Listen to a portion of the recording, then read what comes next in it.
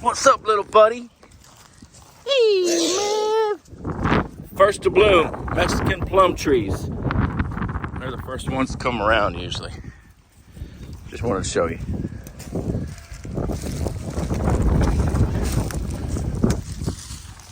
Beautiful Mexican plum trees.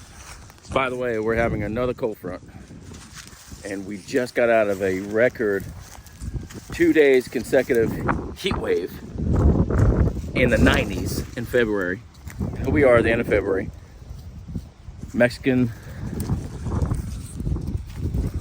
plum. This is native to Texas. And these are your wild plum trees, or some call them Mexican plum trees.